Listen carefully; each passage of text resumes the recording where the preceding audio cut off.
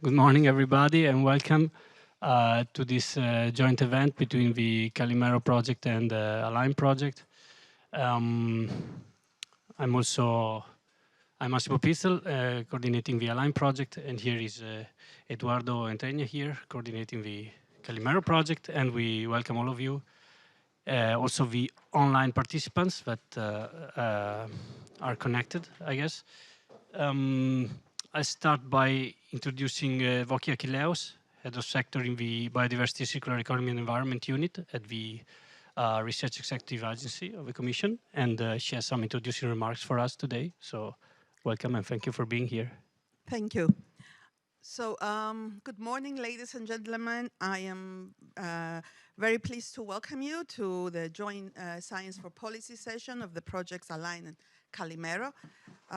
Yes, my name is Evia Achilleos. I'm head of sector at the unit Biodiversity, Circular Economy and Environment at the European Research Executive Agency of the European Commission. So first, I would like to thank the organizers for organizing this event and all of you for your interest and attendance.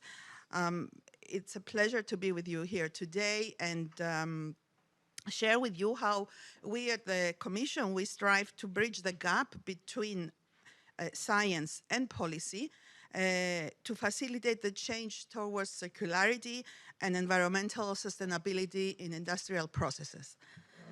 My unit is responsible for managing parts of Horizon Europe, which is the EU current research framework, research and innovation framework program, mainly parts of Cluster 6 with particular focus on the circular and bio-based economy. And we also manage legacy parts from Horizon 2020. So this includes projects ALIGNED and CALIMERO, that were funded in under a 21 call that aim at increasing the environmental performance of industrial processes in bio-based sectors, including construction, woodworking, textiles, pulp and paper, and biochemicals. So the primary objective of these projects is to support circular bio-based systems in industrial sectors, to align with the European Green Deal, with the Circular Economy Action Plan and the Zero Pollution Ambition. Through case studies, the projects collected data on the environmental performance of industrial processes for these sectors, and they have improved and developed new methodologies so as to assess better the environmental impacts. Notably, the projects use the life cycle assessment methodology and the European Commission's product environmental footprint in their assessments. As my colleague Mauro Cordella will, from DG Environment will elaborate later, the European Commission recommends the use of product environmental footprint as a key tool to measure and communicate the environmental performance of products and to support businesses to improve their sustainability. So the main purpose of this approach is to provide reliable and verifiable information to enable business to enhance their sustainability practices and to help consumers to make informed choices. So ultimately contributes to achievement of sustainable production and consumption patterns. It is worth highlighting that also in this year work program in a Cluster 6 call in Work Program 25, there is a topic related to product environmental footprint and with an indicative budget of 8 million. And so my colleague Silvia Mattagliati from DG Research and Innovation can tell you more about this later. EU research projects ALIGNED and CALIMERO played an important role in promoting new knowledge, communication and dissemination, as well as policy feedback. Now we come near the conclusion of the projects, and it's essential to showcase the important results that the projects can achieve and how they can offer to the EU. Events like the ones that we have today is a big opportunity to valorize the EU project results and harness new knowledge to present solutions and alternatives, and ultimately inform better the policy making. Most companies struggle to calculate environmental impact and life cycle assessments of their products, and the projects can provide valuable support by sharing best practices and giving recommendations. One of the key features of Horizon Europe project is the requirement to communicate and disseminate the results, which is why we welcome today's event. We encourage projects to interact with the policymakers. Projects ALIGNED and CALIMERO have already participated in informal meetings in the past, for example, with DG Environment and JRC, and further discussions are planned for today. The projects were requested to share methodologies among them and build synergies with similar projects, which is in line with the EU research efforts to bring EU projects together through what we call project clustering initiatives.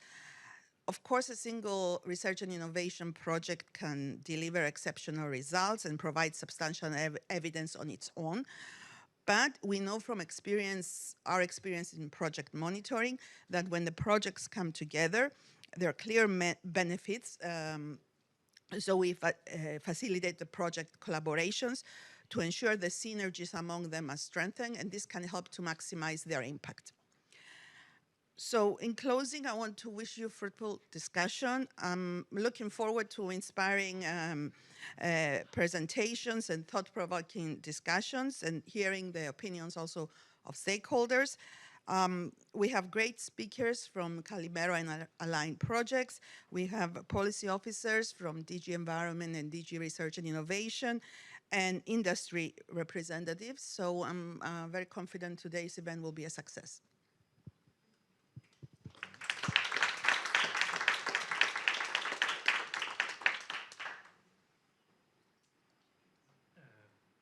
Can you hear me? Yes. Thank you so much, Evokia, and for the nice introduction. And I see you've studied our projects in detail. This is, you've done your homework, and this is very appreciated. Thank you. So we continue, we are perfectly on time, and we continue with our event here, introducing the two projects. And first is Eduardo here. Thank you, Maximo. Okay. So, hello everyone. First of all, thank you very much for attending to this young event. My name is Eduardo Entrena, and today I would like to give you a quick overview of the CALIMERO project as technical coordinator. I don't know, I have to share. Yeah, I have to change the presentation, right?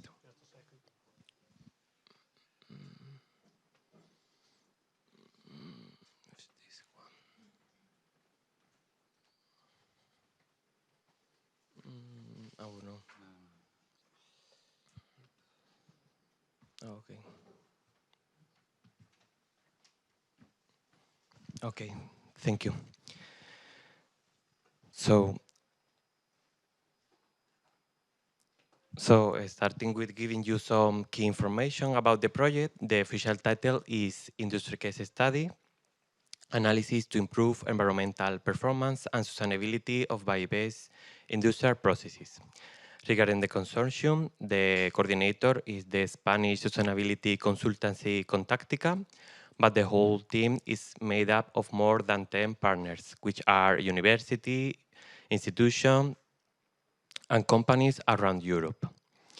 In addition, in terms of duration, the project it is expected to be finalized in October this year after the approval of a 4-month extension. Its main aim is to pave a way for the transition to a sustainable European bioeconomy by improving the sustainability performance of a series of industrial processes that are focused on 5 bio-based sectors, which are construction, woodworking, textiles, pulp and paper, and biochemicals. To do so, a series of case studies were selected around Europe. in countries such as Spain, France, Belgium, Sweden, and Turkey. From this main aim, a series of secondary objectives emerge. In addition, each of them is related to one technical work package of the project. So, starting with the first one, is the identification of which are the main barriers to apply life cycle sustainability approaches, apart from the main source of the impacts. In this regard, background information was compiled with the purpose of conducting a hotspot analysis differentiated by sustainability pillar and bio-based sector. Second, to define a series of case studies per each one of the 5 target bio-based sectors. In this regard, the Calimero consortium was divided into industrial and academic partners. Third, the improvement of the current sustainability assessment procedures that are based on the PEF method. In this regard, sustainability assessment aspects were selected, such as criticality, biodiversity impacts, or circular economy. And in this regard, it was studied if those aspects were in line with the PEF method in regard that it is required a room for improvement or are directly not covered. For the development of a multi-objective optimization framework. And in this sense, up to 3 interconnected modules was necessary to do so, that are the simulation of industrial processes, life cycle approaches, and third, the optimization itself.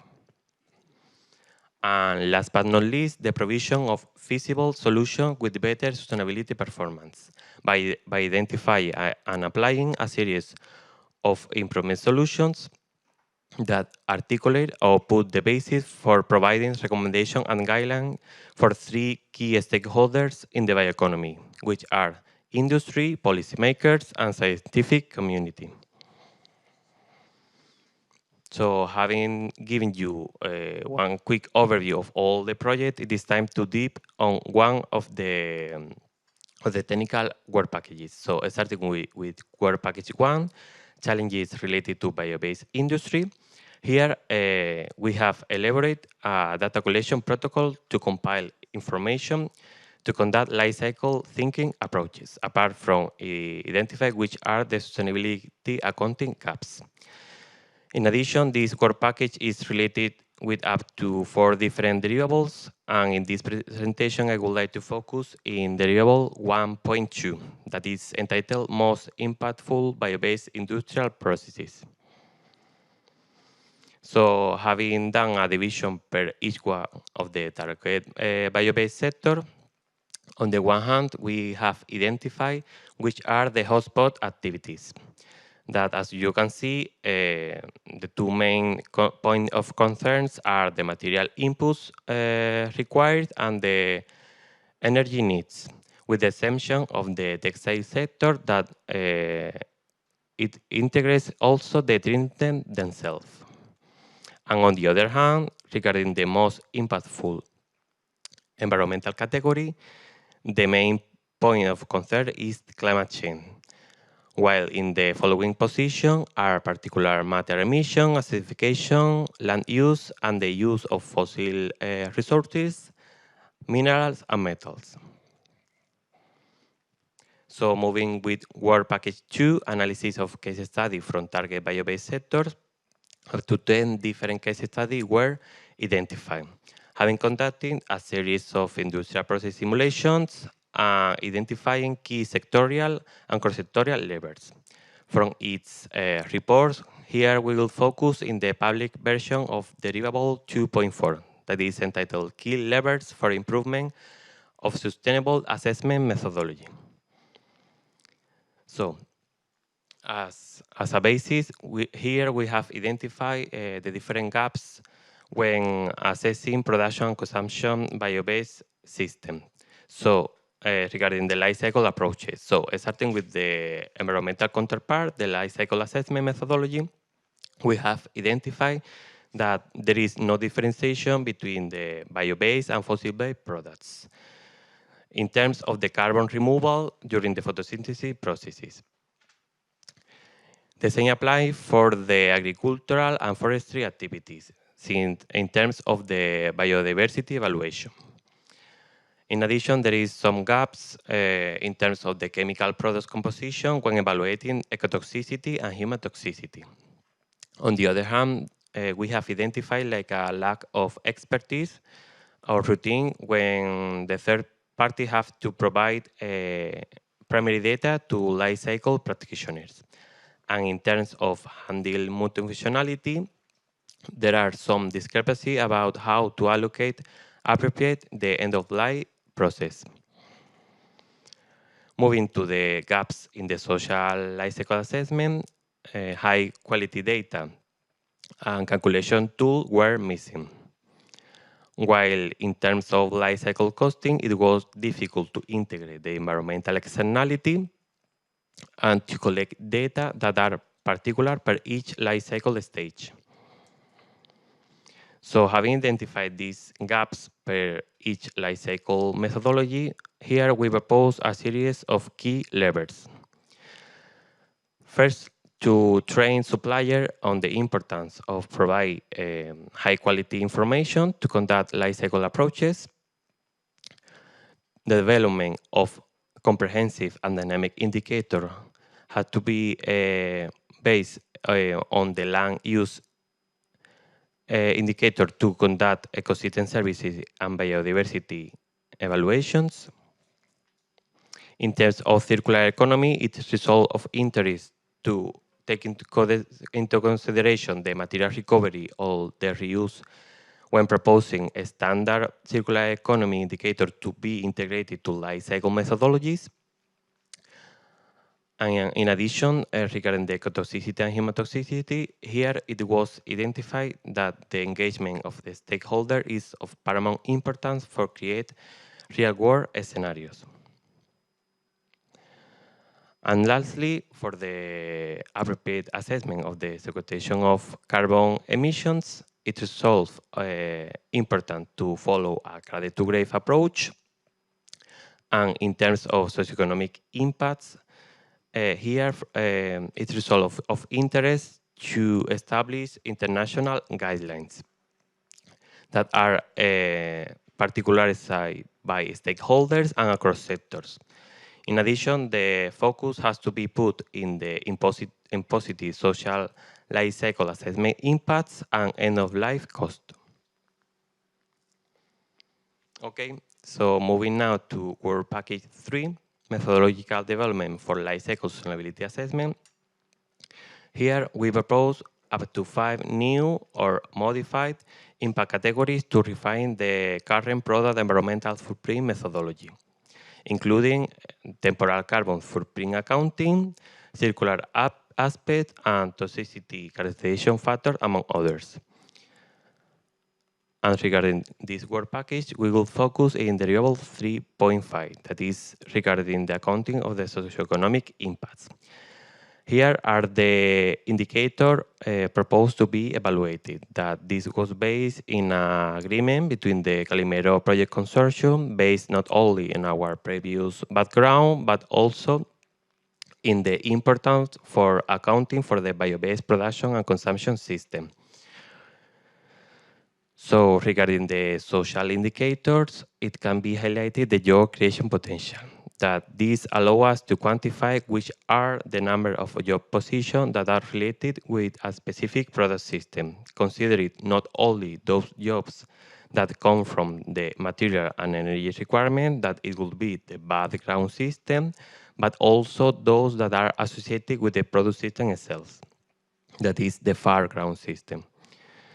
So here in the Calimero project, we have proposed a series of steps to be followed with the purpose of estimating the job creation potential, not only related with the functional unit that allow us to be integrated with its environmental and economic counterpart, but also upscale it by selecting a specific upscaling factor. Additionally, an Excel tool was provided with the purpose of calculating this indicator, that it was included in this variable as an annex.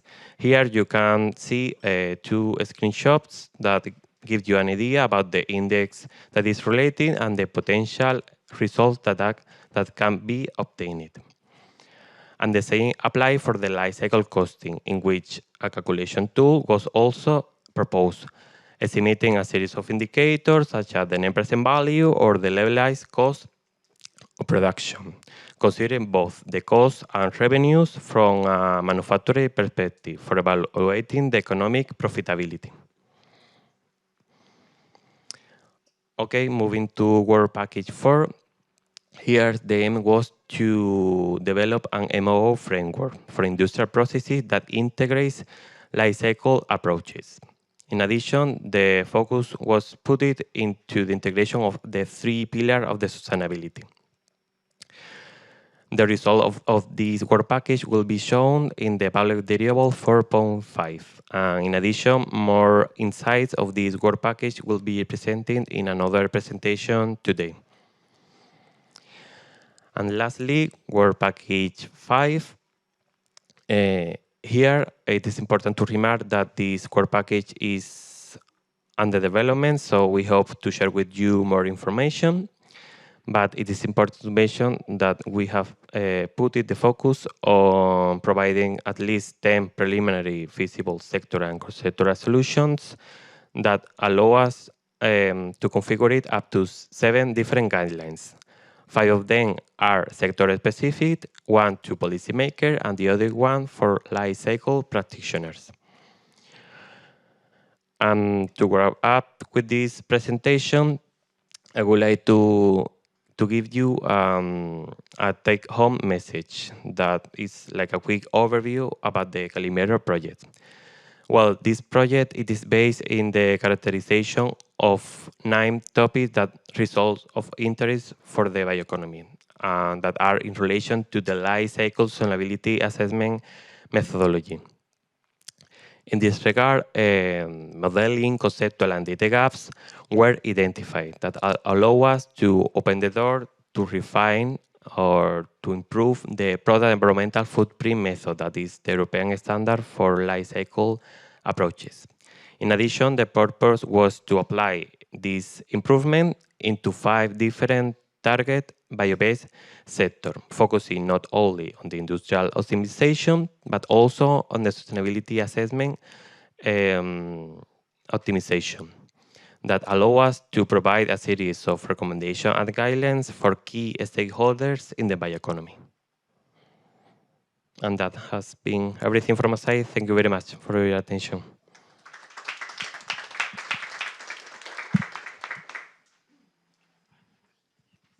Thank you, Eduardo. Perfectly on time as well. No, not this one. That one, yes.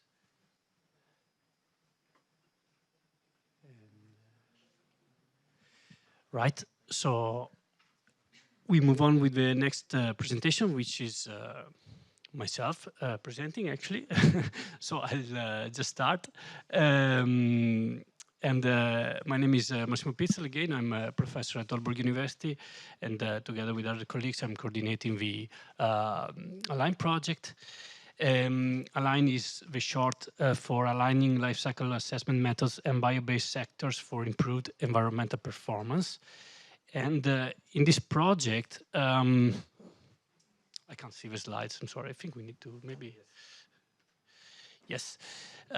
So we wanted to advance the way LCA, life cycle assessment, is done in the bio-based area, and also work with industries to improve this, and to industries in particular from 5 different sectors. I'll come back to that. And here you see a picture of the entire project team and our last meeting in Lisbon. So some numbers about our project. We have 13 partners from all the western part of Europe, you see, north and south. 5 of them are what we call some scientific partners, universities and research institutes, and then we have 8 industrial partners. And we cover 9 countries in total, and 5 sectors. It's the same sectors as the Calimero project, of course, the construction, woodworking, pulp and paper, textiles, and biochemicals. And why are the same? Because these are the sectors that were listed in the call. So we had to cover all of that, of course, to get the funding. And also, there is also another reason, of course, because in all these sectors, there is a strong component of bio-based products and growing component. And the funding is 3.7 million euro, and the duration is 3 years. And the project started in 2022 and is going to end September this year, 2025. So you see in the picture some of the names of the partners for Aalborg University, INSA Toulouse, University of Antwerp, NTNU, and BTG are the academic ones. And then we have Foreco, Oleon Sustainable Innovation, Kingspan, Bloom, Centexbel, Utexbel, and A4F as the industrial partners. And I take the chance to thank all of them for being here today with us.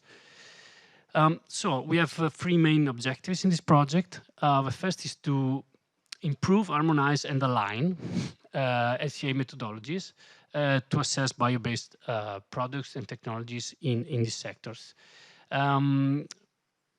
I'll come back on why this is one of the objectives, one of the main objectives, but shortly is because there is not enough harmonization in this area. So this project was supposed to do some work in this direction, and we did it. Also, we didn't only want to work on the methodologies, but also we wanted to demonstrate these methodologies on case studies, in real-world case studies from industries in these sectors that I mentioned before, and see how the methodologies could be used to identify environmental improvements and assess them. And finally, so once we have the methods, we have the application of them, we wanted to inform all the possible users and stakeholders about this in order to have a sort of use of these methods in industry and in consultancy, and for the positive growth of the bio-based sectors in Europe. What we expect to achieve with Aligned. First of all, we want to make some change, and in particular, we want to have some methods that can be used by the stakeholders, by the users, those who do LCA in practice, and in particular to address some specific issues that are problematic or key or challenging when these assessments are done. I'm just listing some of them, considering the competition for biomass between sectors, how to do the accounting of carbon and biodiversity impacts, how to look into the socioeconomic impacts, and how to look into the uncertainty of this analysis. These are also similar topics to what the previous project has presented. Also, another impact we want to make with this project is to, well, improve some industries and processes already during the project. This was not a research and innovation project as such, it's more on the research side. So mainly this is a bit of like a secondary impact, but still we wanted with this project to at least achieve some environmental improvements in the specific case studies and the specific industries involved. And finally, to create some tools and methods that can be helpful for improving the performance of other industries beyond those involved in the project, so in the sectors more broadly. A bit on the structure of the Align project, which is useful to understand the next slides about some of our deliverables. So we have a work package where all of the scientific partners are involved. And in this work package, we worked to define what we call the Align framework, which is what also called the shared modeling framework. I'll come back to that later. And this is a set of tools to do the assessment of bio-based products. And then once we have this framework set up, then we have been applying it to a series of case studies in different work packages. So you see here a series of 6 work packages. Each of them is targeting one different sector. And in each of these case studies, there is an academic partner and an industrial partner together working to apply the methods on a real case. And finally, of course, we are very interested in communication and dissemination of the results and involvement of the stakeholders. That's also why we are here today, and therefore we have a work package for that. And then finally, of course, a work package for managing the whole thing, because that is also needed. Right. So, what was the base idea behind this project? So, when we applied for it, we thought that okay, we know already a lot of things. There is already a lot of methods and theories in the scientific literature used by the scientists and the research, but this material doesn't get to the real world practice. Okay, so there is a gap in between these two things. So there are very advanced methods available, but they are not used. And why that? Because we need to bridge a gap. We need to make these methods more easily applicable. Or also because people don't know how to choose them and which ones are best. So we wanted to bridge this gap, and that's why you see the Align project is here in the middle between these two circles. And that's why we came up with our Align scientific framework, which is a framework for the assessment of bio-based products. It is based on what we think is the best available science at the moment of the project, of course. It consists of a series of methods that are selected and harmonized so that they can be used together. It consists of a mix of approaches, methods, and tools. That's why it's a framework. It's not only one tool or one method, but is a set. It's also openly available in order to follow the open science approach. And finally, it's also been applied and tested. So it's not just something we put up theoretical, but we also wanted to test it on real world. And it should be applicable. It is applicable to 5 different sectors. How does the framework look like? So we started by mirroring the ISO 14040 phases in terms of scope. So we start with, for example, the goal and scope phase. And here we have developed methods for example, identification of the constraints to availability of biomass. Then we follow with the life cycle inventory, and there we have developed methods for doing the prospective analysis of bio-based systems. This is especially useful for emerging technologies, and a lot of bio-based products are emerging technologies. Then we have methods for time and space dependent carbon accounting. This is also very important because always when we have bio-based products, carbon accounting is a main issue, let's say. And then also for inventory data sharing, so how to share the data of your LCA between industrial partners, academics, and other users in order to increase the transparency of these assessments. Following on the life cycle impact assessment phase, here we have developed methods for dynamic characterization of the climate change and biodiversity impacts. This is important because we know that these impacts depend on the time dimension. And then methods for biogenic carbon accounting. This is also related to the first, to the inventory stage about the carbon accounting. So how to match the impact assessment with the inventorying of these exchanges. And finally, regarding interpretation, we have developed methods for uncertainty and sensitivity analysis. Because this is a key issue, especially when you have emerging products, emerging technologies. There is a lot of uncertainty how we're going to look like, and also in normal LCA there are a lot of assumptions, so it's important to do this kind of analysis. And then for the socioeconomic assessment, in order to balance between the environmental dimension and the other dimensions. Where can you find all this material? This is what we have grouped under our deliverable 1.2, and is all public in a Zenodo repository. Particularly here we have a mix of, there's a community repository, let's say, so where we have collected all our framework in different let's say, folders, you can imagine. And it's all open, and you can, it's divided in the different ISO phases, as I just showed you. And we can already see that this material is being used. There's a lot of downloads, and we are very happy that people actually look at our material and download it when we think they might also use it if they download it, or well, you never know. But we do have feedback of people sending, and we have a presentation afterwards about that. So I'm not going to spoil anything. Right, but anyway, it's all there, it's all open, and we are happy it is there, and it's all being tested now. So this is what we did about 1 year ago. We put all the materials there, and then in the last year we have been applying this framework and these tools on the case studies, and then we are going to have a sort of improvement of these tools based on the feedback received and the application. And here you can see the case studies.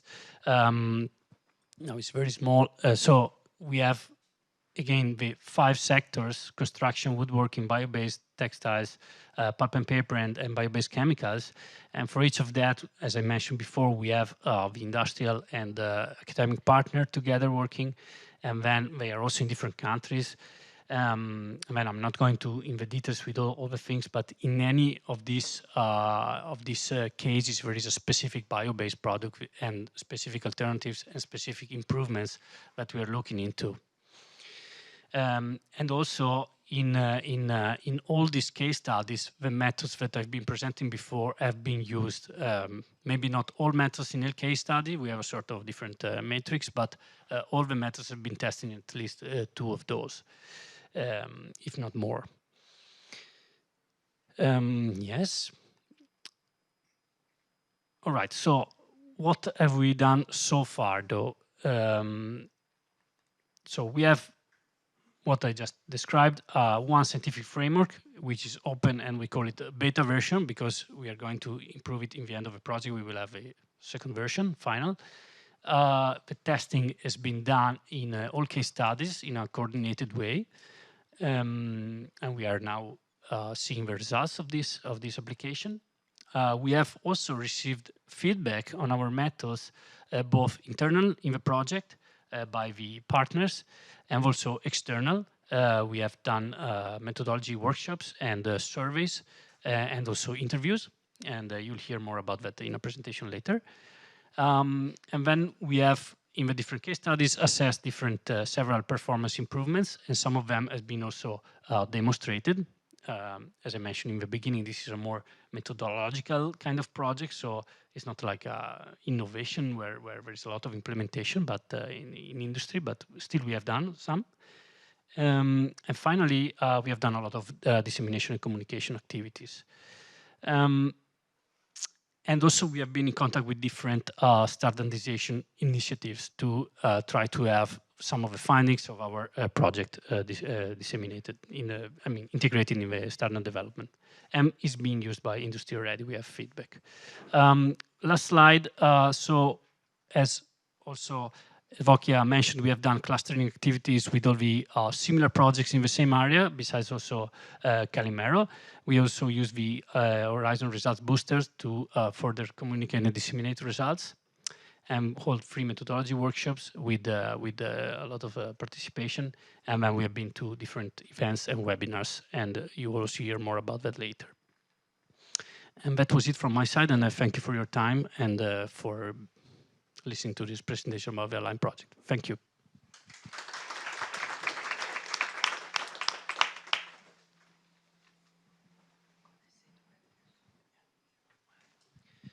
All right.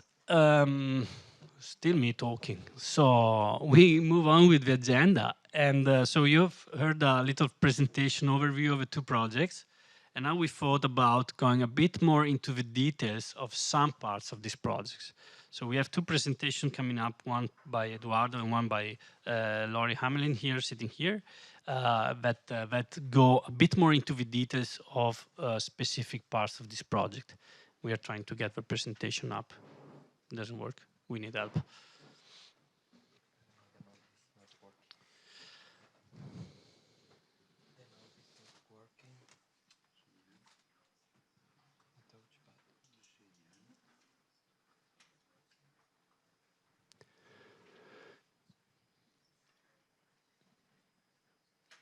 All right, coming up in a second.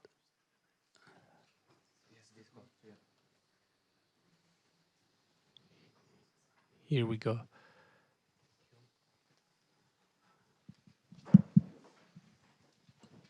Okay, hello. Again, everyone, now it is time to deep on the work package 4 of the Calimero project, that is about the development of a multi-objective optimization framework, which integrates life cycle approaches. And additionally, here we will show a case study for the woodworking sector.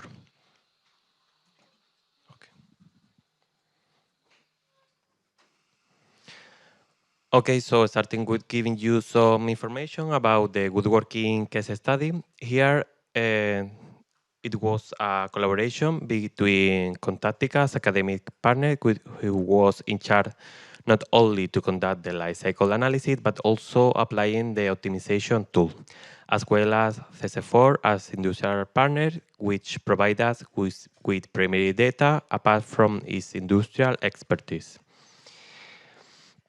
Having contacted with several companies, finally we select one that is Tapsal, located in Navarra, in Spain, that it is focused on the production of a single product that belongs to the engineering wood products family, that is known as Linus or laminated strand lamberts. In terms of commercial application, this product it's used for technical doors, for bowling alleys and the construction of houses. Regarding its durability, it is expected to have a service life of about 50 years. Moving on the production process, this can be divided into 3 consecutive steps, starting from the extraction of green wood from 2 different Spanish poplar forests that are located nearby from the factory around 200 kilometers. In addition, it is noteworthy that this process is certified with the PEFC certification. After this, when the good is transported to the factory, the Linus is produced with 2 different applications, industrial and structural ones, that represent respectively 85 and 15% of the total sales volume of the company. The main difference between them is that the wood panel for a structural application follows or is certified with the CE label. Dipping on the production process and doing a diagram of it, we can differentiate 2 different stages. On the one hand, the production of the wood panels, that starts from the poplar forest by extracting the green wood. Once this green wood is transported to the factory, this is debarked and chipped. After this, wood chips are drying and screening, and the fossil-based adhesive it is added to the wood panel by a gluing process. After this, the Linus is produced after a pressing, edge trimming, and sanding processes. On the other hand, an steam production process can be differentiated because some of these processes consume energy in the form of steam that is generated in a boiler and that is fed by a biomass silo composed by virgin sodas from pine that is purchased externally and all the leftovers from the factory itself. Well, having explained to you a quick overview of the production process itself, it is time to establish the general objective of the optimization tool, that is to identify which process it results of interest to be optimized, thus resulting in an improvement of the overall environmental sustainability performance and its economical viability. In this regard, the optimization tool it's resolved from the integration of 3 different modules that are the simulation of the process, of the industrial process, the life cycle approach, and the optimization itself. So now it is time to deep on each one of these 3 different modules. But fairly, it is important to identify which process to be optimized. In this regard, we have selected the pressing process. This is due to this constitute a bottleneck in the production process in terms of time consuming and energy demanding. In addition, during this process, it is emitted a series of toxic emissions from the fossil-based adhesive that it is used. And currently, these are not monitored in the factory, so it's result of interest to simulate in order to be accounted for. So now, starting with the 3 interconnected modules and with the optimization one, here the objective was to identify which operational variables can be editable, and on the other hand, which objectives can be further optimized. So regarding the first objective, here we have identified 3 different variables that are pressing time, operation temperature, and the adhesive concentration. In addition, for each of them, a series of ranges were selected that are composed by minimum and maximum value. These were selected, having talking with the industrial partner, of course, because these guarantee us the marketable technical features for the wood board to be manufactured. On the other hand, the operational objectives were life cycle indicators. In addition, these come from the result obtained in a previous derivative of the project. And these were, on the one hand, for the environmental objectives, the climate change, and the rest of the not so relevant impact categories from the product environmental footprint method. In terms of social objectives, it was up to 3 different toxicity impact categories: human toxicity for cancer and non-cancer origin, and the ecotoxicity of fresh water. And lastly, in terms of economic objective, it was selected the operational expenditures. Okay, now for the simulation of the industrial process, here it was put the focus on the simulation of the emissions that are generated during the pressing process. So in this regard, a set of data-driven models were obtained in the form of Excel spreadsheets, thanks to the application of the MATLAB regression linear apps. In this regard, a series of input variables in terms of predictors, such as pressing temperature, adhesive content, or board density, were related to the emission of interest, such as formic acid, methanol, or acetic acid. And lastly, for the life cycle sustainability assessment module, here we try to conduct an improved version of the product environmental footprint method. So in this regard, on the one hand, we apply a dynamic carbon footprint by applying a flexible parametric forest model that it was developed by the Aalborg University. In addition, it was used the deep LCA that constitute not only a framework but also a tool and a database for conducted differentiated life cycle studies. Additionally, novel toxicity characterization factors were evaluated. By doing so, we apply machine learning models, which allow us to obtain air emission from some toxic emissions such as acid, butyric acid, formic acid, among other substances. So, having explained to you each one of the 3 interconnected modules of the framework, it is time to explain the framework itself. Well, this framework works in the sense that the outputs of one module it serves as inputs for the other modules. In addition, it is important to remark that all of this has been configured in a Python coding environment. So, starting with the optimization module, this or it was used an evolutionary optimization algorithm that follows a metaheuristic approach. So this module, it was create a set of primary value that is connected with the simulation module. Additionally, the simulation module, it is connected with the lifecycle one by means of a parameterization process that transforms all the value from the simulation module into lifecycle inventory results.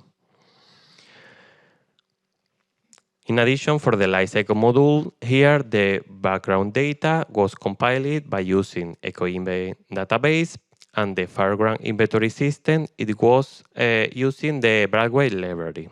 However, it's important to remark that it is also the possibility to use some specific lifecycle software such as Sigma Pro, and then importing that information to Bragway. And lastly, the loop is closed by integrating the lifecycle module with the optimization one with the objectives, function, outcomes. So in this regard, we can say that the multi-objective optimization framework, it works like a black box in which we can model multiple runs until the optimal value are obtained. So moving to the results that are obtaining, here we can say that we have identified up to 2 different solutions, thanks to the modification of the variables that are pressing time, temperature, and adhesive concentration, and with the objectives established, that are the life cycle indicators. Here we can say that all the objectives were improvement in relation to the reference solution. However, in order to facilitate the understanding of all these results, we have decided to make a graph in terms of the percentual contribution per each one of these objectives. So taking a look at it, we can say that significant room for improvement it is obtaining if we compare the reference solutions that is shown in red color in comparison with the green and purple solution that are solution 1 and 2 respectively. However, there are some difference between solution 1 and solution 2. In this regard, solution 1 in comparison with the reference solution, it is focused mainly in the reduction on the pressing temperature. That is result in a higher reduction for the toxicity impact categories. While for the solution 2, this is focused on higher reduce the pressing time, with this expand or highly increase the pressing temperature. This result in lower greenhouse gas emission and a low overall better environmental performance and lower operational expenditures. So concluding with this presentation, up to 3 main insights can be obtained. Well, from the multi-objective optimization tool apply, we can say that we address the 3 critical pillars of the sustainable production simultaneously, which are environmental responsibility, economic viability, and operational efficiency. In addition, one of the main takeaways messages is that sustainable-driven industrial optimization cannot rely in a one-size-fits-all approach because each sector has its unique challenge, so it is required in this regard to comply with that with tailored solutions. However, by applying this optimization tool and in the particular example of the woodworking case study, this has allowed us to make more informed and strategic decisions by integrating process simulation, optimization algorithms, and life cycle approaches. And last but not least, the further research to be done should be focused on integrating some additional social life cycle assessment approaches, such as the job creation potential that I explained to you in the previous presentation, apart from advancing on diversifying all the portfolio that are currently existing, with the aim of providing tailored individual cases solution depending on the case study to be addressed. Okay, and that's everything. Thank you.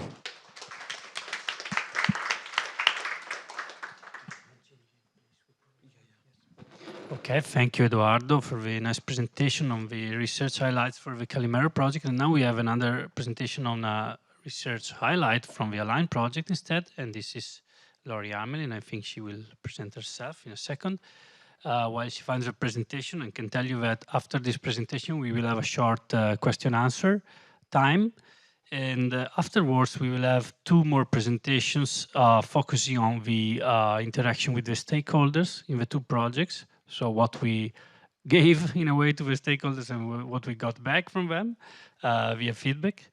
And afterwards there will be another question answer session, and finally a break. And after the break will be the panel discussion. But now it's Laurie's time. Thanks a lot, Massimo.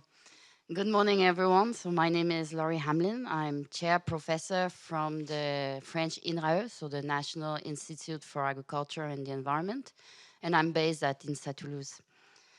So I'd like to start by this image, the first one, the one on the right, sorry, that reminds us, I think, why we're here today. So this is meant to picture my 18 years old son, in a way also a product of ALIGNED because he was born during the project.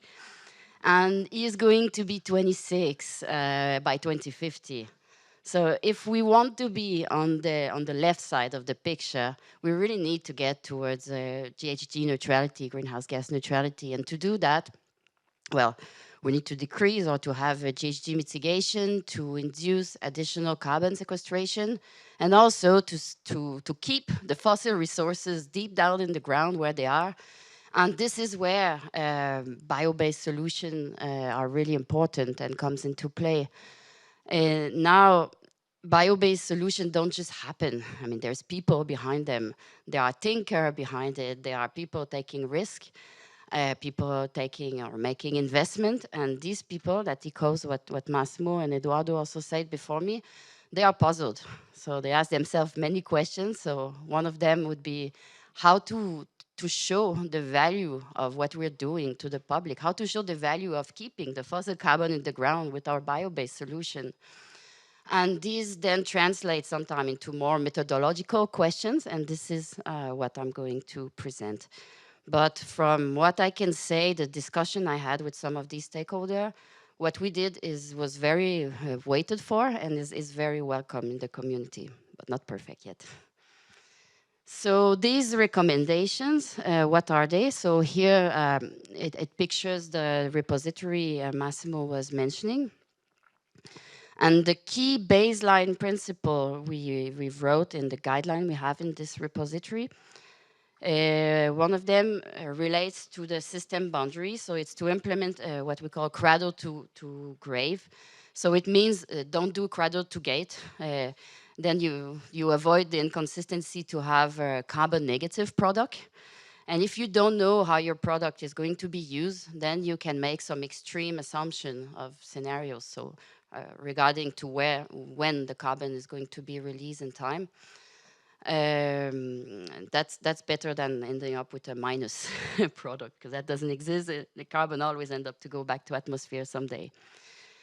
Then another is to report separately all biogenic and non-biogenic carbon flows. Well, why that? Because then you can show it. And then the stakeholder can show, well, see, we do have an impact. And so we make it visible. Then for the climate impact, a recommendation is to compute at least two indicators, what we could call short-term and long-term effects. So here we keep it vague. There are several. It could be the so-called GWP or the GTP. And we recommend two times, at least some that portray the short-term and some that portray the long-term. Then to implement the so-called -1+1 approach, what does that mean? It means that when you have sequestration in your inventory, you will include it, you will reflect it and as a minus flow. And whenever you have an emission, you will also show it as a plus flow. So in this way, your biogenic carbon flow are always accounted. You don't distort your mass balances, because sometimes if you just do the so-called 0-0 approach, you will claim that all the CO2 absorbed by the plant is re-emitted back as CO2. It's not always the case. Sometimes can be emitted as methane, or other carbon flow can be lost in the way. Then we also recommend to analyze at least the total indicator, so GWP total, not just the biogenic or just the fossil, but the total. And then you can also have the separate one. And at least include time effect with one of our tiered approach, and that is what I'm going to present. So these principles, they were translated in a very nice decision tree. I'm not going to show it here, but it's in our report. So this is our tier approach. So you have on the right-hand side the current practice. So typically in LCA, we use the metric called GWP with a time horizon of 100 years. And then the emissions are time invariant. So you have, the characterization factor. They are just one that you're using whenever the emission happen in time. For our tier 1 approach, we recommend to portray when the emission happened in time, but to make it, and I will show you how this works, according to the life cycle stage. And while for the tier 2 and 3, we say you should have a year per year distribution. Then for the metric, we propose in our tier approach that in tier 1 and 2, you represent at least 2 metric, shorter term and longer term, and in tier 3, you can include additional one. So we applied our method. That's what I'm going to show how it works on a concrete case study. So it's the one that we are also responsible for, work package 2 more precisely. It's a case for the construction sector. So this case was developed with our industrial partner, Kingspan. And there, the division, well, they produce phenolic foam as thermal insulating board. And these, as the name says, phenolic foam contains phenol. And the idea was to make this phenol bio-based instead of fossil as it is now. So this is a very simplified way to portray the case. And maybe some other time we can discuss this case in much more in detail. But you have the biomass. In this case, it's hardwood cultivation on the left-hand side. Then this biomass is processed. This is where you make your bio-based phenol and eventually also the foam. Doing that, you have some co-products coming out. One would be, well, a pulp that is later used to make ethanol, oligomer resin, propylene, and these are on the market and substitute their marginal equivalent. Then your foam is used for some 50 years in buildings. And at the end of life, it's going to be dismounted. So with our industrial partner, the scenario that we develop is that 45% will be recycled mechanically, 45% would be used to supply heat into concrete factory, and 10% will be stick to the mortar, so therefore they will end up in landfill with construction and demolition waste.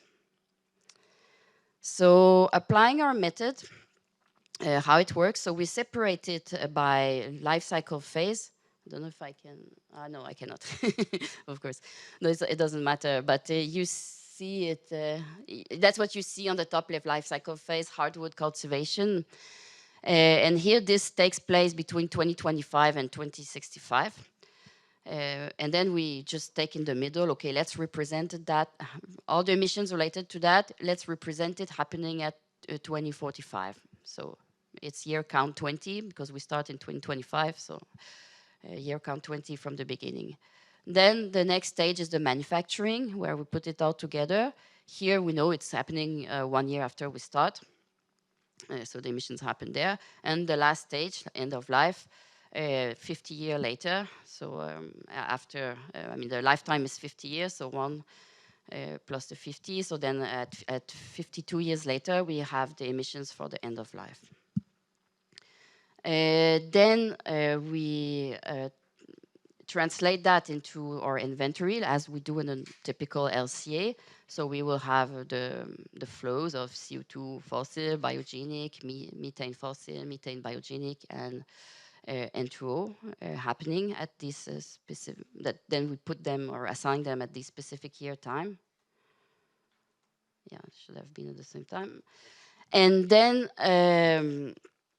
the next step is to fetch the time-dependent characterization factor that belongs to this specific year.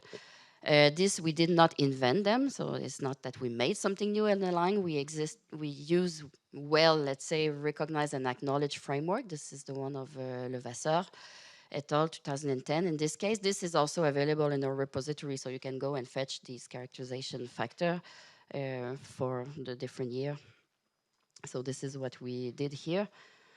And that leads us to the result. So you have in blue the static approach, and you have in black our tier 1. And what we can see, if you look down the total, well, it does matter, because with the GWP 100, for instance, if we were using the static approach, assuming everything happened in one all together, then we have a negative GWP. But if we take the, the dynamic one, we have a positive. And the reason why this happened, we can see if we look at the breakdown, it's mostly in the forestry stage. And that's because of the way these dynamic characterizations are built. The later the emission happen in time, the less, I should not say weight, but the less important, so it has a lower GWP, and this is why here, because it absorbs carbon, so therefore this impact is lower, hence why we have a higher total. So as we see that, okay, it seems to be important, so let's continue with tier 2 because there might be something to explore. So this means we need then to have an inventory for each year. First stage, the forestry stage, and what's very handy here is that we have another, in work package 1, another task in our repository. You can find it here, where we have a tool. You can simply select your forestry biomass. Then it comes with a lot of default factor, but you can also change if you don't agree, like the rotation time, specifying basic the carbon content in the wood, etc. And this will make you the full mass balance in terms of output product and also in terms of compartment of the carbon above ground, below ground, etc. And then finally translated into CO2 fluxes in time.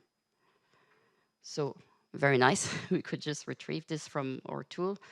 And then we didn't really have to do this for the manufacturing stage because it happens at 1 year. And for the end of life, we also took assumption for the degradation in the landfill.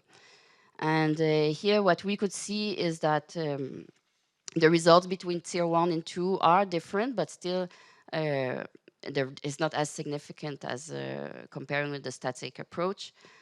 And then we see that the impact of the effect that happened in the far future, so in the end of life,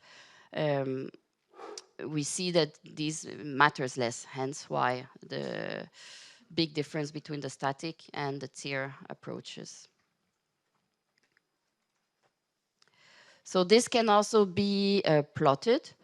This is how it looks like. So what you have a big increase of emission at the beginning. And the reason for this is that when we are making the manufacturing stage, there were these co-products. So the pulp that is used here for producing ethanol. This ethanol substitute marginal mix of ethanol, and that includes a lot of sugarcane ethanol that would have sequestrated carbon. This doesn't happen anymore, hence why you have this peak. Then you have here the tree regrowth. And then you can see the surge of emission that is portraying the decay of non-harvested wood debris. And you have this little bump here, and that is our end of life. So yes, what we can see is that even though we produce in 2025, well, you're going to have GHG flow happening for a much longer time, so some more than 100 years in the future. And then we can also see, so these are two curves, the GWP 100 and 500, and you can see that they overlay one another, and that's just because it's essentially CO2, and the GWP of CO2 in static, well, is 1, so it doesn't make a difference. And here, well, that's exactly the same as the table that I showed before. So, but here, yeah, we added the GWP 100 and the GWP 500 in the dynamic. And what you can see is that the yes is that the net climate effect remained positive for some 30 years here. So that's something more than what the table could show. So to conclude, I think with the tier approach, and you can let me know what you think, but we provided a quite useful and easy to access, at least for stakeholder tool. And then we can use it to define, okay, should we go further with the time dynamic? And if so, yeah, we can go to tier 2. It enables also visual analysis. One overall learning, I mean, we knew it, but it made it much clearer, is that the effect of temporal carbon storage in product, we often claim it's important, but they are rather small in comparison to those of the biomass cultivation. So what matters more, it's actually to have a very high sequestration at the early years. And the next step is to get the feedback, fine-tune the tool, provide examples so it can really be used by stakeholder afterwards. Thanks a lot, and welcome your questions later.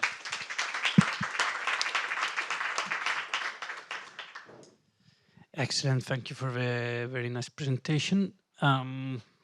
We have a couple of minutes for questions. Mauro, down there.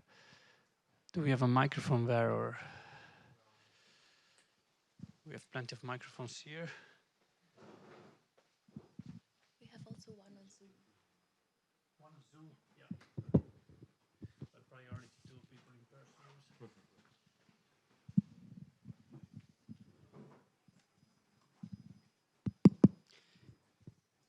Hello, good morning, and thanks a lot for the valuable presentation. Mauro Cordella from DG Environment. I have 5 questions, will be easy to answer. I will go very quickly. So the first one is I was wondering if you are also considering to make like a common position paper, because more or less the scope of the 2 projects is very similar. But are you considering also to join the forces to cross-check your results and to make one position paper on what is the lesson learned from these 2 projects? Then the second one is about the topics that you have highlighted. I missed a bit the attention on the aggregation of the environmental impacts or the integration of LCA and non-LCA aspects, and how you interpret, how you support or you recommend the interpretation of the trade-offs among different impact categories, if there are trade-offs. These are 2 questions that are common to the 2 projects. Well, there is another common question that is about the tools. You presented some tools. What will happen after the end of the project? So who will be responsible for the maintenance and the usability of these tools? Then I have a question specific for Calimero. So when you presented your framework, I understood, correct me if I'm wrong, that you have like a sort of flexible scope. So you don't have always a value chain analysis, but you can focus on specific processes. And I was wondering why you have this, you enable this narrower scope, which I understand is not the case for Align. And then for Align, instead, I have a question about the tiers. If I recall correctly, there was also tier 3, which was not shown, but the trend that you have shown in this case study is that tier 2 goes towards when you refine the results, you go somehow closer to the results that you had at tier 1, or I don't remember if there were 3 tiers or 4 tiers, but just to understand a bit this. Thanks.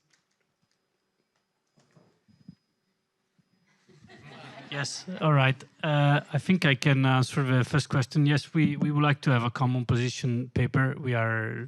It's work in progress, because I think it would be nice to have some convergence between the 2 projects. I mean, so far we have just made sure that we don't have divergence, at least. Yeah, that's one of the. It was not initially one of the deliverables we have formally, but it's something that we are considering in the two projects. Right? Yes. And for the second, regarding the trade-off, I think I cannot speak for Calimero project, but I'm pretty sure they have a tool for evaluation of trade-offs. And we also have in Align one, it's not presented here, but is a sort of multi-criteria decision-making tool where you can insert your different indicators and then the ways, and then it calculates the trade-offs between those. So, because that was also part of a call to have a sort of assessment of trade-offs with other dimensions. So I'm pretty sure you have that too, right? I recall. Well, in the LCF, yeah, in the LCF for Bio project, we are trying to. In Calimero, a tool for the traders? No.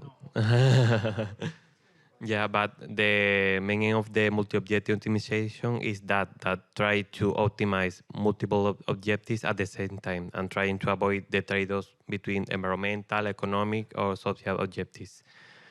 Regarding your question, that I think that it was like why it is quite flexible, the multi-objective optimization tool, that it is not focused in one single scope, let's say. And in this regard, we have to say that we count with two different coding for conducting the optimization. One is developed by my company, Contactica, but the other one is developed by LIS, the Luxembourg Institute of Science and Technology. And in this regard, we are trying to adapt it to the particularity of each bio-based sector, depending on the target bio-based to be addressed. In addition, this coding, we are trying to develop it more and more coding and trying to refine it in another projects, not only in Calimero. Let's say that Calimero is like the pilot scale, trying to apply it for the first time to real case studies. Thank you. When there was a question about what happens to the tools after the project. Yeah, that's a good question. The honest answer is that we don't have a plan. But if you want that, but these tools are going to be in a repository, publicly accessible. Now we have a beta version. I'm just speaking for our project. There will be a revised version that is improved after testing, and I mean, we think is pretty final and working. Of course, when we have, there are names there are contact people for each of those. There is ways to cite, there is ways to contact the single people, and we have tried to put sort of contacts that are rather stable. So if there is a bug, if there is a problem, the users can always get in touch with us, and to the extent the resources are available, we will fix it. Yes. I think I would add to it, but that, I mean, this is stuff that we are working on, so we are using it forward-looking, so it's part of our core research. So, I mean, you just, come to us. It doesn't stop with the project in that way, but there's no specific plan, but it doesn't stop. And finally, you answered the one, Calimero, the tires. So the tires are different depending on the type of tool you use. The tiers, sorry. I always get this wrong.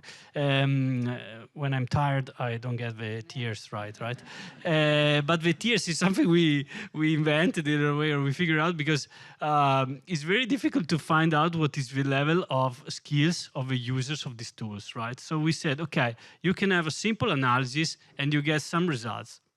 But you can have a more complex analysis and you can make better results, right? So there is a trade-off there. You cannot have the perfect results with the one-click thing or one button, even though this is the dream of many of the users of our tools, we know from the stakeholders, and I understand why.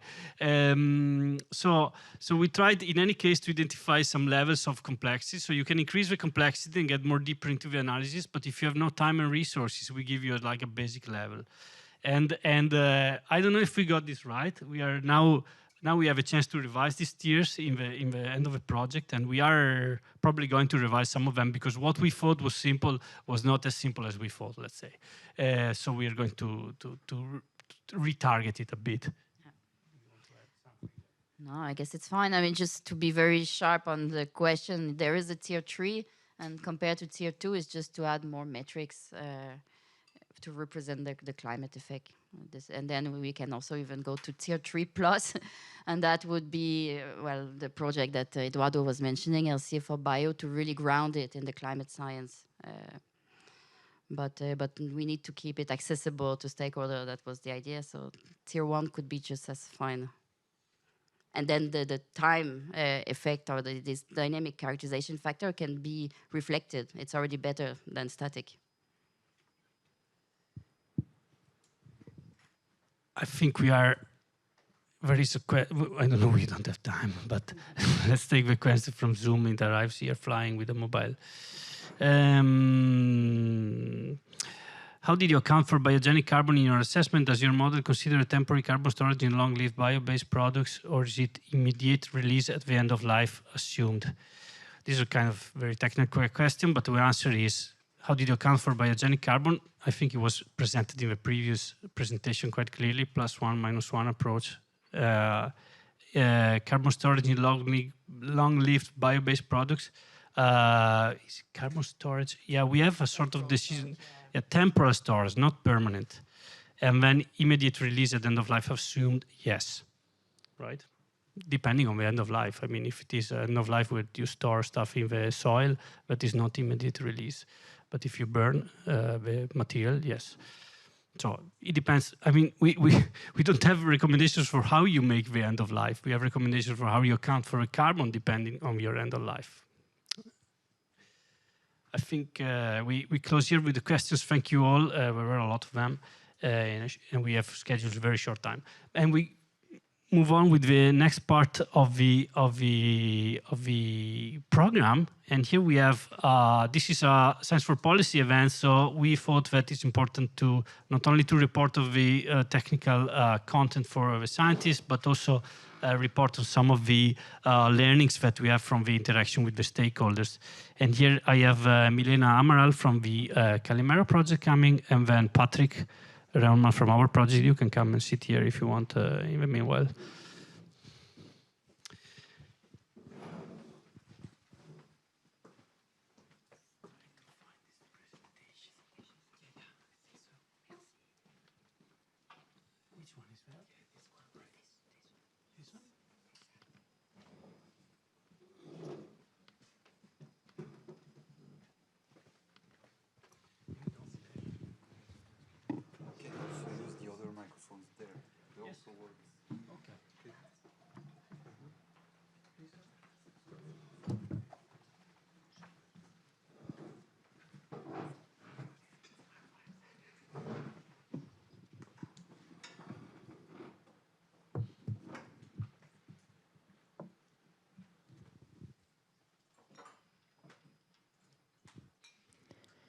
Hello, good morning.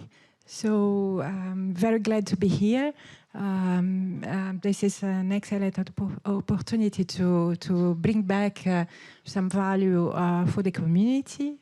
So those very two interesting projects that worked during the whole process together, because also something that was not mentioned here is that they pursued also a booster collaboration. So there are already some synergies happening. So here I will be sharing with you very briefly what we have done in terms of theory of change. So in this first slide, you see the architecture of our reflection, so what we have done. So in sum, for the theory of change, we integrated 6 building blocks. We started with the impact gaps, and then we analyzed the sectors' maturity levels. So as already mentioned, 5 bio-based sectors, etc. We mapped also causal chains and then developed also a reflection on feedback loops and rebound effects. You mentioned here trade-offs. So in conceptually speaking, we thought about that. And then we derived some system incentives to guide our approach and to build the narrative and the elements for our actionable pathways. So, move forward.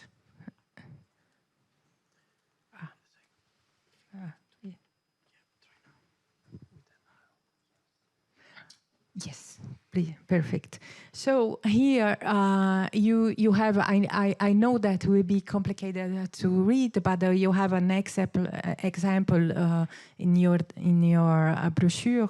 So we have our theory of change diagram that shows an integrated approach. So here we have the project 5 objectives that are driving our 8 outputs across 5 levels of change. In the work package 2, we continue this reflection. So this was developed in the work package 1, and in the work package 2, we continue this reflection, and we derived more information on the key levels of change. So here, the idea is to understand also that the pathways are interconnected, and we take in consideration the in conceptual terms the rebound effects and the need to privilege this interconnection reflection to avoid isolated interventions.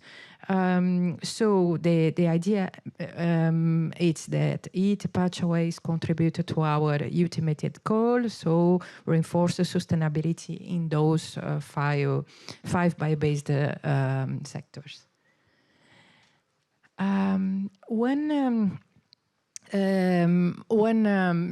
Just starting the reflection, one important topic is that we decided to take a mood scale transformation approach. So taking consideration a reference that was already advocated from 2015, that was already advocated for an integrated approach at a micro, meso, and macro levels. So the micro level was considered our case studies. So here we have some, for example, facilities maximizing biomass value through cascade applications, for example. So this could be one type of intervention. Mesoscale was at the community level. So, for example, value chain networks creating regional ecosystems through collaborative partnerships. And then at macro scale, it's the policy intervention, the policy frameworks, the market incentives. This multi-scale approach, it's crucial, it's essential, and the idea is to reinforce the efficiency gains and avoid creating problems in the different levels. This was also inspired by the approach taken in this framework. So perspective on global dynamics derived in the project Strategic Foresight Report in 2023. So GRC. And with that, we derived our vision by 2035, EU bio-based industries, we lead the global circular transformation. We moved beyond efficiency to regeneration, where material flows add value. And the idea is to achieve this through integrated action, preventing rebound effects. Here, I will be passing by very quickly the 4 pathways that we have, just highlighting the main insights. So the first pathway, regenerative optimization. So here it's critical process improvements, LCSA standardization gaps, so transitioning to circular models to close the loop strategies, reducing environmental footprints while maintaining economic viability. So the second pathway is about integration and transparency.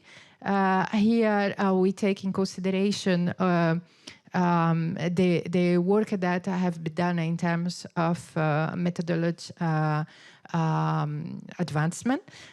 So the pro-scaled characterization factors for 52 substances, use tox factors for toxicity assessment, also the LCSA framework, and the feedback loops linking environmental, social, and economic indicators, and also the advancement that we have done in terms of applying dynamic carbon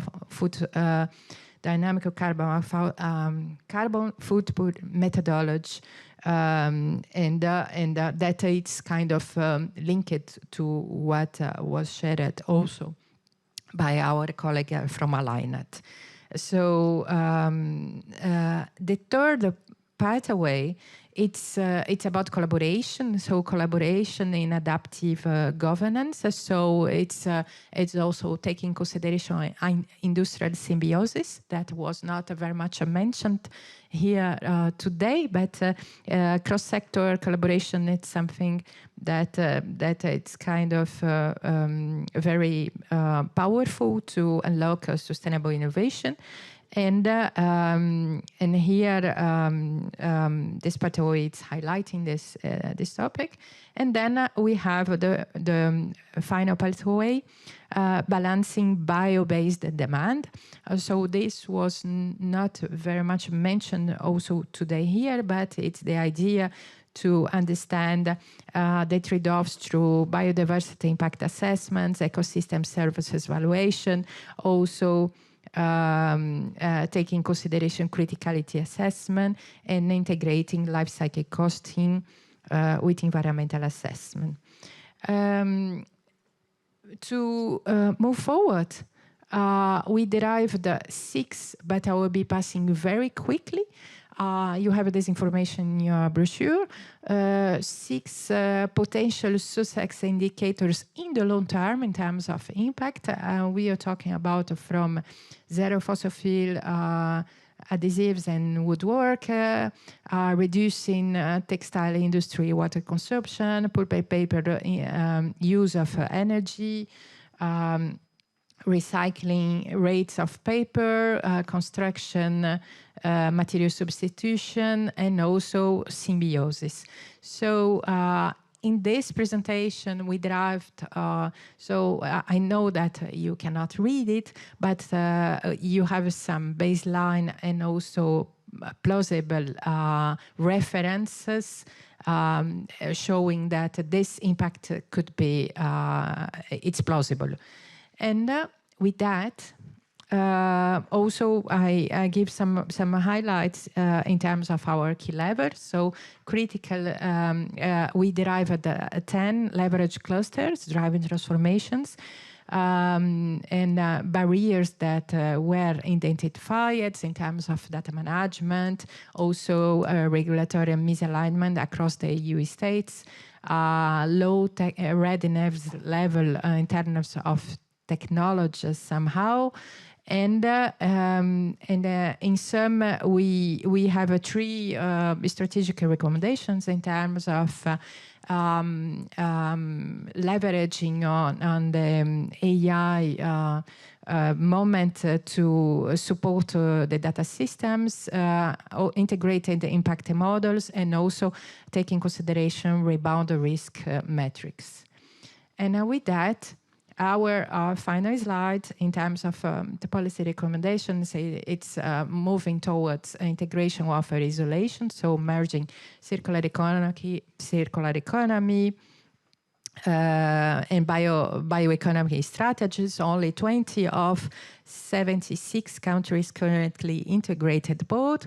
Also embedded rebound assessment, and for further reflection, and finally engaging with all stakeholders and have an inclusive governance.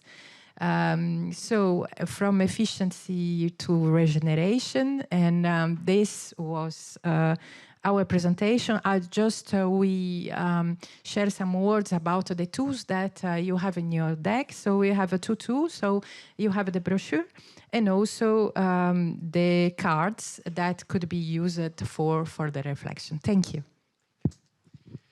Thank you. Thank you, Milena, for the nice presentation. You can stay here with us if you want. And now Patrick from the Align project. You need to sit here, Patrick, I'm afraid.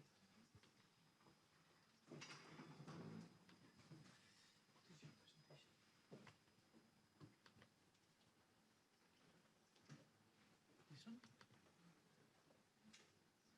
Yes.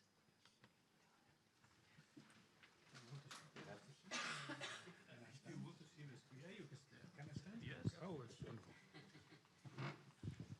Good. Thank you very much, Massimo, for this introduction.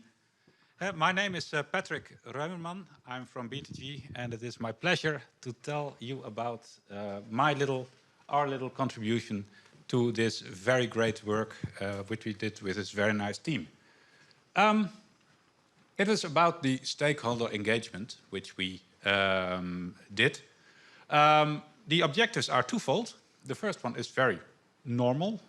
We communicate with our stakeholders because we want our ideas to come across. We want to generate buy-in so that it will work. The second idea is about open science, and that's the interesting thing also. We wanted to get feedback already during the project about the development of our methodologies and to get feedback and tune them together with our stakeholders. So this was the dual objective of our stakeholder interaction, and we introduced we did that via some activities. We had two series of sector-specific surveys and workshops, one at the start to gather the feedback, and one at the end to present what you do and ask, was it all right, roughly? And we had, during the project, 3 methodology workshops at the beginning, the middle, and the end. To bring this information about outside of the project, we developed and maintained a stakeholder network. It was practically a list of people who were interested, and we maintained it, and it helped a lot for us to get the feedback. On the consultations and the workshop, the first round, we wanted to scan the field. We know there are 5 industrial bio-based sectors that we had to deal with. These 5 sectors have the promise of reducing emissions, environmental impacts to near zero. But that is, as of this moment, certainly a promise. It's not there. There are quite some serious environmental impacts associated with all these sectors. I've listed a few here, the global warming potential, the waste, toxicity of chemicals. There is, of course, a complete list in the reporting. There are already a lot of words on the slide, so I kept it to this, just to give you an idea that we tabulated this and we looked at the environmental impacts of these sectors. We also looked at the methodologies, how you measure that, because that is one step in how to reduce it. And we found many methods. You know, of course, LCA as an overall method, which is widely used in all these sectors. You have, of course, besides that, many sector-specific methods. EPD is one. There's the Higgs index for the textile sector, FSC, PEFC. There are many of those. On the life cycle assessment, it was positive. integral, comprehensive facts base. It's good, but many issues. We made an inventory. We found the lack of harmonization, sometimes the inconsistency, background data. Lots of people said background data. And many suggestions for improvements and what we could do. Harmonization of methodologies, which was, of course, music to our ears. More understandable, comparable results, consistency, of course, uniform allocation, etc., etc. Then the second round of consultations, it is still ongoing, so I can only give some first impressions. Where you've seen that we have developed this very nice suite of methods, which is, we think, consistent, scientifically correct, principled, and usable. And what we saw from the people that were there was general positivity about the methods. The dynamic carbon accounting, the prospective LCA, the way of looking at future background data when determining the LCA of your product, which is yet to be developed or which has a very long use phase. Well, that was seen quite positively. Another thing, and these are all just impressions, of course. The PEF was quite more prominent. It was more mentioned. There were more questions about it. It shows that many in the people, at least the people which we are able to reach, have a willingness to change. Yeah, and of course you also have discussions. That's good. We want that. The allocation methods. We in Aligned, we are very much in favor of using a more consequential approach for life cycle assessments, and this does not fit well with several sectors. Specifically, for example, the construction sector with the EPDs. It is prescribed that you use an attributional method. So this does not work that well. So there we had some discussion about it, of course. Then we did the methodology workshops. 3 workshops. We did them in interactive format. If you want feedback, you have to do some interaction. And that was quite nice done. And there was quite some interest. Many stakeholders were interested in going to the workshop and giving their feedback in one form or another. I did not know it was that popular, that we had one workshop with 200 people for this topic. And what we found was that what we asked people, what do you think is important in the methods that we're developing? And applicability, how you use it, was the most important thing. More important than scientific soundness and relevance. We asked it one for one. And then we asked her, why then? And they said, well, we trust you. We think you are doing the right thing. We have full confidence in you, but we don't have a lot of confidence in ourselves. That's the rough translation of what they said. We used this. We tried to make the methods very applicable with good guidances and, of course, with feedback cycles to make it even better. Lots of interest in detailed guidance, far more than things like pre-calculated data or other ways of bringing our methods or knowledge to the the general user base. We got some good tips to broaden appeal, to integrate it in the commercial software, standardize the formats, etc. We can't do everything, but we can give that as recommendations for the further development of these methodologies.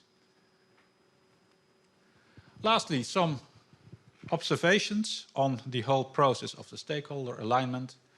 We think that we have engaged quite a lot of stakeholders. We were able to do that quite well. The target group was probably skewed a bit towards research, scientific community, which is not very strange, but we should note that. We used a combination of surveys, a list of questions which people could fill in online, and workshops, And that combination works very fine, because with the list of questions, you get thoughtful and detailed answers. And with the workshops, you get interaction and you get follow-up. So both them, the combination works very nice. And our open science approach, we think that it worked well, especially with respect to the applicability, to how it got over what we did, and how we can improve the usability. For the methodological adjustments, I don't know yet. We have to check and see if that resulted into something. We still have some time. We will do that, but I don't know yet if how good that was. And that was it. Hey, you can still get connected, of course. Thank you very much.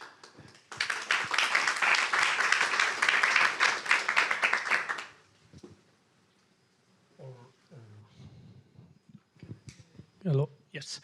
So we went a bit over time here. We were supposed to have a question answer part and then a break.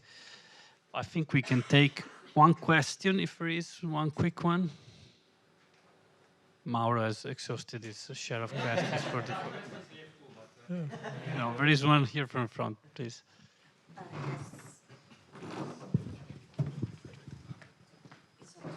Thanks with microphones. Yes, thank you.